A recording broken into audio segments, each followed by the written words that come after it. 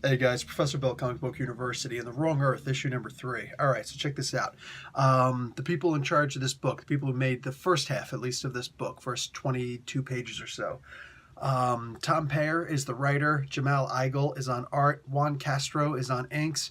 Andy Troy is on colors. Rob Steen did the letters, and Igle and Payer were the creators of this character and all the other characters in this particular Wrong Earth story.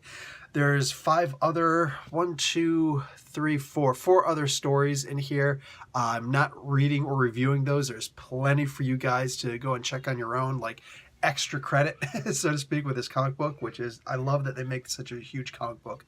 This is Ahoy Comics, by the way. What do you call it? But anyway, yeah, other stories in here and other writers and artists and all that good stuff. Go check it out. Anyway, so number 2, she's the Harley Quinn type character in here. She's one of the good ones, but she's also starting to realize that there is another way of doing things. She's becoming corrupted. So, kids. So she goes about trying to reform the gang. She's able to get off of a prison sentence because, you know, she's just a dame. She's a damsel in distress. And, you know, like the whole the stories about some women who are really pretty and cry for police officers and get out of speeding tickets and things like that, you know? That's pretty much what she does. She even gets the 3 henchmen that number 1 pulled off. So what do you call it? They're all out. So she's got a gang of 3. She's turned around like big time. She's kicking people in the throat and everything. Well, I don't know how long this is all going to last for, because number 1 actually shows up. The evil one with razor blades and blood coming off of it.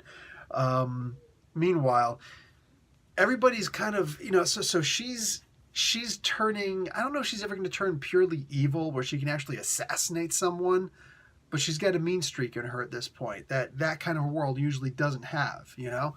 The Batman 66 type, you know, the Penguin and all that, and Cesar Romano and all those guys. I feel like just naming them all, but anyway.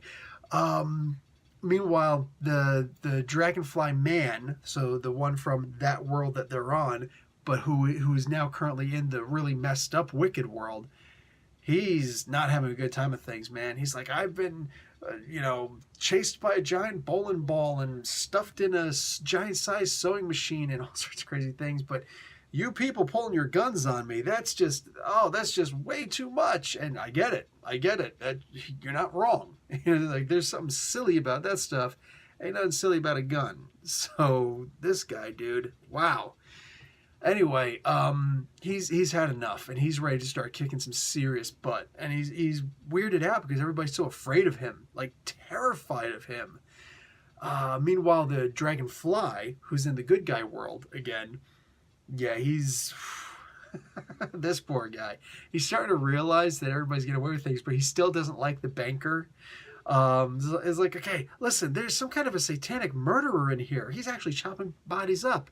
What do you mean? There's some kind of the Triviac, this guy who's holding up your rich friend. You want me to go and save your rich friends? Meanwhile, there's a murderer down here? No, don't put me on the phone with the banker, please. Oh, crap. So he's... oh, my God. I am so in love with this comic book. Several pages in, there's a part where I think it's Dragonfly Man. I can't remember who exactly it was. I probably should have turned to the page. I'm not going to sit here. I'm never going to be able to find the page like this. Anyway, through through Comixology and all that stuff, I sincerely doubt I'm going to be able to find this. But anyway, there's a part where they mess up like really bad, the English. No way. Oh, I found it. Dragonfly Man is telling somebody on the phone, I keep telling you, there's a satanic butcher loose in Fortune City, and we don't have any time for... Yeah.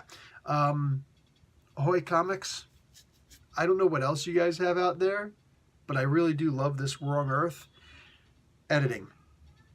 And before anybody starts getting... Look, it's just constructive criticism. Like I said, I love you guys. And seriously, Professor Bill, actually a former university professor as of 2 years ago, so who taught English. So yes, I'm not speaking out my ass. I'm being serious when I say this. this makes me want to pull out my red pen in the worst possible way.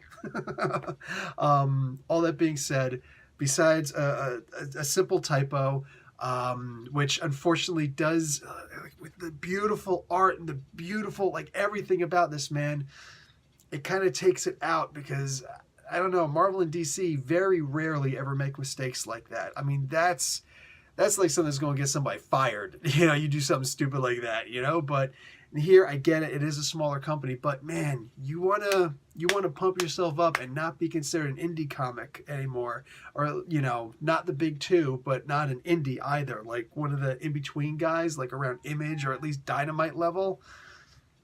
Editing, please have a second set of eyes looking at it.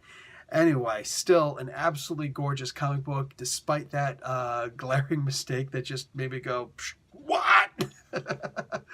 Like I said, if I wasn't an English teacher, probably wouldn't have even caught it. I don't know. But anyway, gorgeous book. Definitely consider buying this comic book. All right, guys. Professor Bill, Comic Book University. Class dismissed.